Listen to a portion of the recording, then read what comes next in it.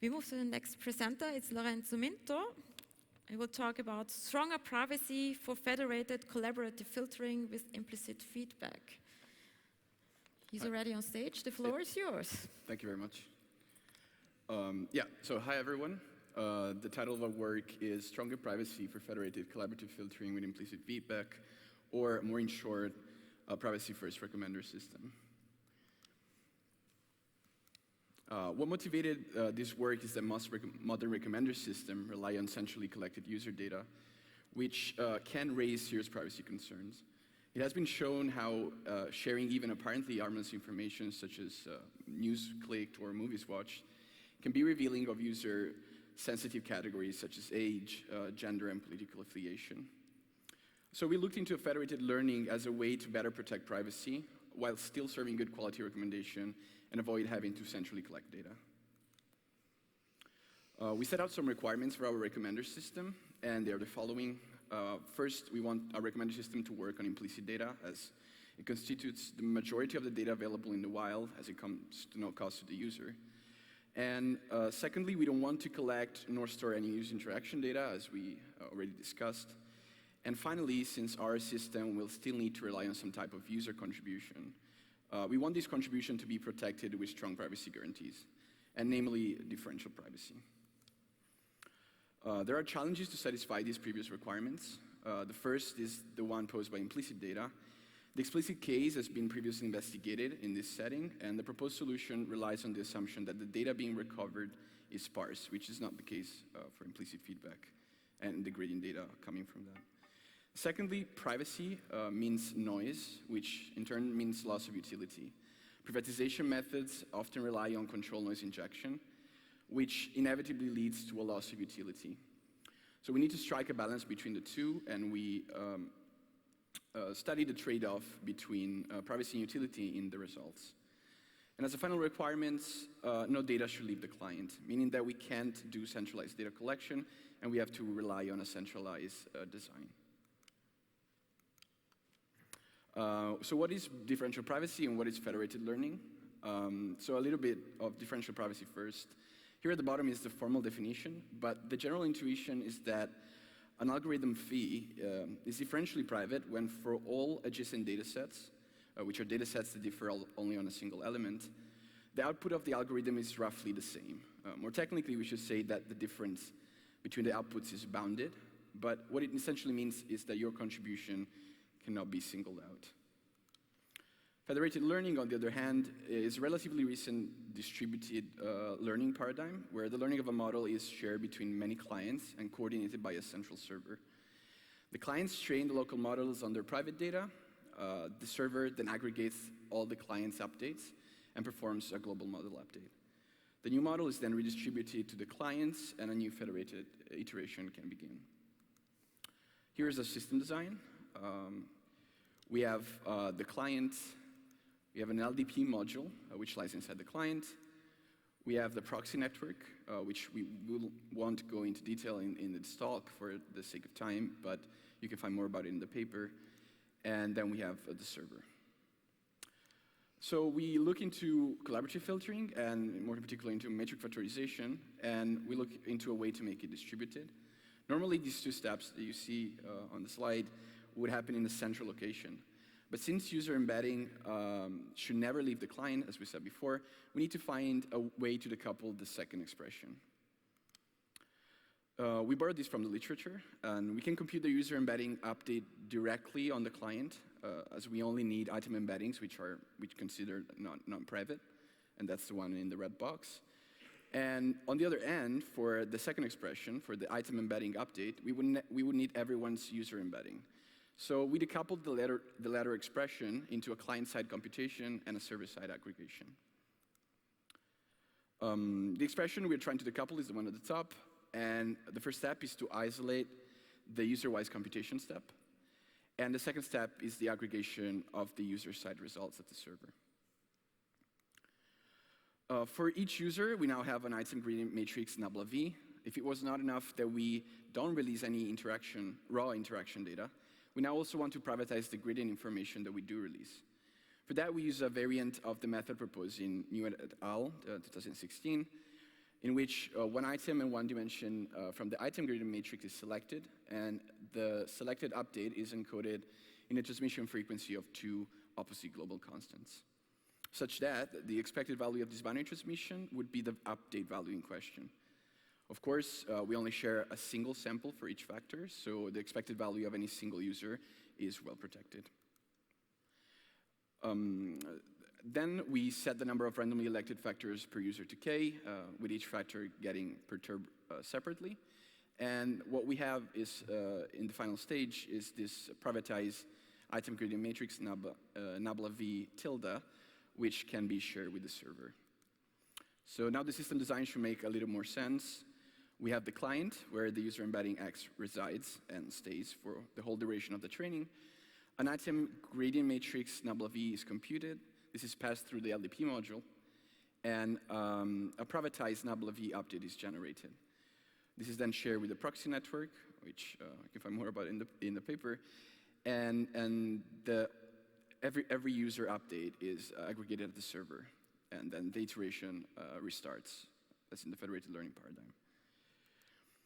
We now come to the results. In our experiments, we investigate the privacy utility trade-off.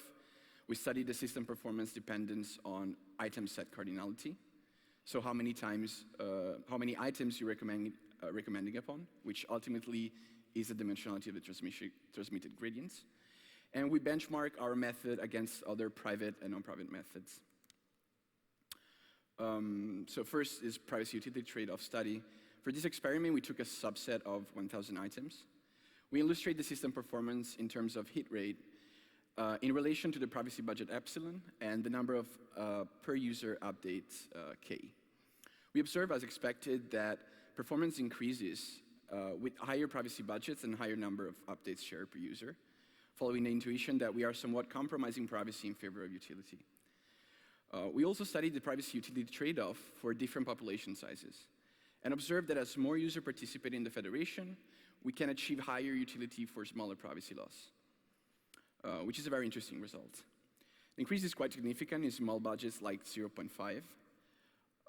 As you can see, we almost have no utility for the small and medium population size, but we can achieve interesting performance for the large population experiment, while incurring in a very small privacy loss for each user. Because we were aware of the strong dependence of performance on dimensionality of the item set, we studied performance for different item set sizes. We observed that performance degrades with larger item sets, which was expected, and this is because as the item set gets larger, so does the dimensionality of the gradient matrix shared between user and server, and without proportionally increasing the privacy budget, the privatized data that each user shares with the server becomes sparser and sparser in aggregation. Estimates become less robust, and ultimately learning becomes much harder. For large population, however, the one at the bottom row, we observe a certain robustness to larger item sets, which was a promising result. Finally, we compare our methods, our method, here reported as FMF-LDP, against similar methods. We have MFNP, which is non-private metric factorization, which will act as an upper bound for our system. Random, which acts as a lower bound. And DPLCF by Gao et al. 2020, which is the only other system we found in the literature addressing the problem of collaborative filtering on implicit feedback with differential privacy. DPLCF, however, relies on central collection of interaction data that is privatized by random flipping, which means that when reporting the data, with a certain probability, you report that you have, for example, watched a movie even if you didn't, and vice versa.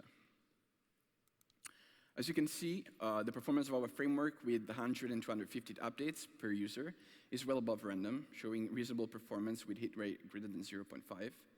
However, we fall short both of the non-private metric factorization, which is expected, and of DPLCF. In the paper, we further investigate the differences between DPLCF and our method, and demonstrate that our method has much stronger privacy guarantees. Let's remember that we inject noise at gradient update level, while in DPLCF, noise is added directly to interaction data, which are two different underlying privacy sensitivities.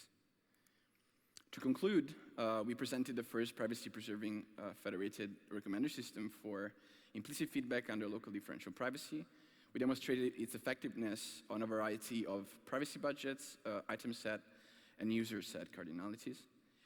And more in particular on the MovieLens dataset, we showed that our privacy-first recommender system achieves hit rate of 0.68 on 50,000 user and 5,000 items, and hit rate of 0.54 on the full dataset, proving reasonable performance for a strong privacy guarantees. As final words, while it's likely not an optimal solution for utility-first industry applications, where privacy is more a nice-to-have than a requirement, we have shown how it's possible to achieve reasonable performance in a privacy-first approach to recommendation. Thank you for your attention. Thank you for your talk. And already someone's heading to the microphone. Please go ahead with the question. Thank you. Very nice talk. So I was wondering, what would be a good benchmark for the type of work that you're doing? And maybe like a popularity algorithm would be both privacy preserving and also a strong benchmark that doesn't require a lot of computation. So have you considered such an algorithm? Yes, we did consider a popularity baseline. What we wanted is, we wanted to have a popularity baseline that was still based on a differentially private collection method. So it would not be like the plain vanilla popularity metric that you would get in a normal setting. So what that would have required is to sort of come up with also a method for heavy hitters detection, and which we didn't try for this study. But so I was thinking plain vanilla. Also, a lot of aggregation could happen, like maybe locally. So maybe plain vanilla could also be a strong baseline. Just thinking that maybe it has already some of the properties that you ask for, or how many of those properties does plain vanilla popularity preserve, and like what could you get from another benchmark of popularity? Yes, yeah, that's something that we wanted to consider further, but there are like several heavy hitters aggregation methods, like from Google, especially when you have like certain statistics that are repeated across many users, but it would require extra time to sort of go into that aspect of another baseline in that sense. Thank you. Thank you. There's a question by Vedin Bedwell asking, are blockchain technologies used with recommender systems? Your face. Not yet at least. Upcoming, next RecSys conference. Might be. Might be. It'll be interesting. There's another question by Mark Genoway. Are the item factors initialized randomly for serving at TS0, or is there some initial offline training step to learn the item factors? Oh no, they were initialized in the first iteration of Federated Learning. They're initialized randomly. We started with the assumption that we didn't have any access on public data sets. Okay, thank you. We have another question on site. Yeah, hello. Hi. Thank you for the great talk. I have a kind of basic question, but I would like to know the choice of using differential privacy. Is it recommended only? Do you also have an idea of, or used other privacy-preserving techniques? Yeah, I mean, another way to go is homomorphic encryption. But I think differential privacy has a different concern, and that is like model inversion. So let's say that I know some parcel information about a user, then, especially in the context of federated learning, where everyone has access to the end model, because it's basically shipped down to the users, then it's easy to do some inversion attacks where I can, if I know something about you, then I can know the whole picture, unless I have this sort of noising factor that is differential privacy that protects the sort of more particular contributions that each user made. Okay. Hope that answered your question. Yes. Very last one. So Short one, okay? yes. So with when you do this perturbation, adding the noise, in your slides you said it's kind of personalized. So it means the perturbation that you made into the users, they cannot recognize it. So it's very close to the user profiles, and it's a good noise. Is that right? I would call it like controlled noise. It's like a controlled noise that, yeah, as I said, like sort of prevents the more peculiar contribution of a user to seep through the larger model and then be sort of recognizable in a later stage. Thank you. Okay, thank you. Thanks, Lorenzo, again.